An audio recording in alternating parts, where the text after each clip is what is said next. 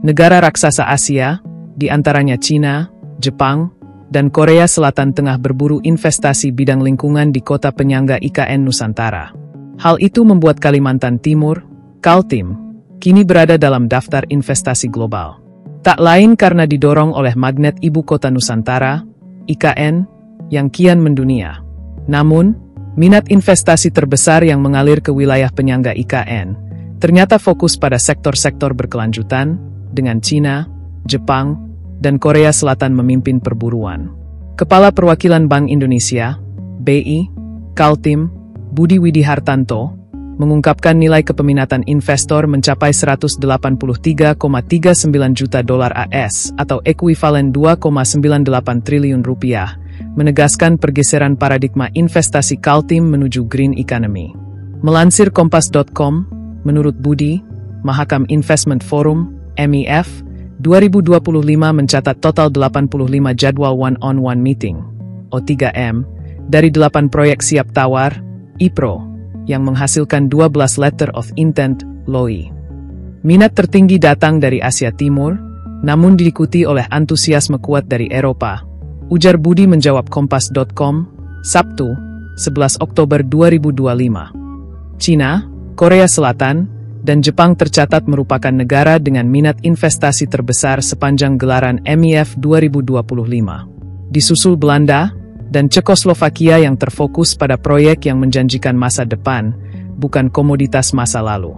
Proyek pengelolaan sampah Balikpapan puncak kepeminatan investor terekam jelas pada proyek yang berkaitan dengan keberlanjutan lingkungan. Balikpapan Waste Management yang mencatatkan minat tertinggi dengan 15 jadwal O3M.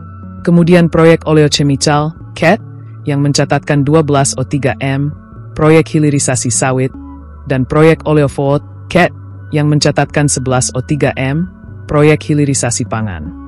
Tingginya minat terhadap proyek pengelolaan sampah Balikpapan menunjukkan bahwa Cina dan Korea, sebagai raksasa industri Asia, kini memprioritaskan teknologi ramah lingkungan di pasar berkembang.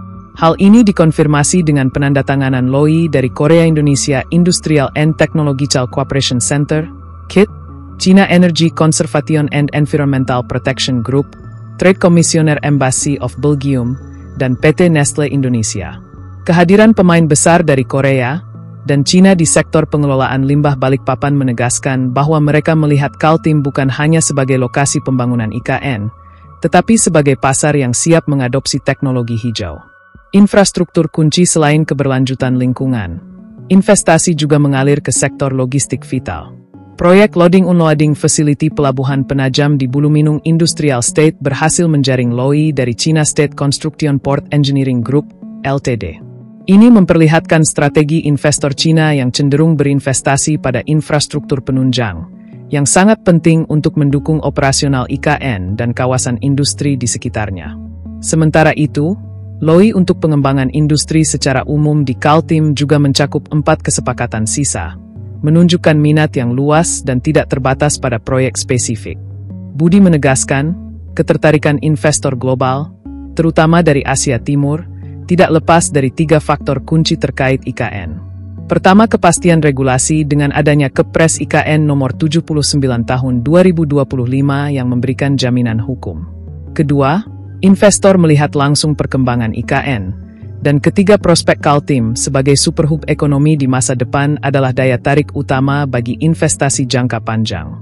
Kehadiran diplomatik tinggi, termasuk duta besar dari Kamboja, yang menandatangani 2 LOI, serta wakil duta besar dari Mesir dan Italia, memperkuat keyakinan bahwa investasi di Kaltim memiliki dukungan politik dan diplomatik tingkat tinggi.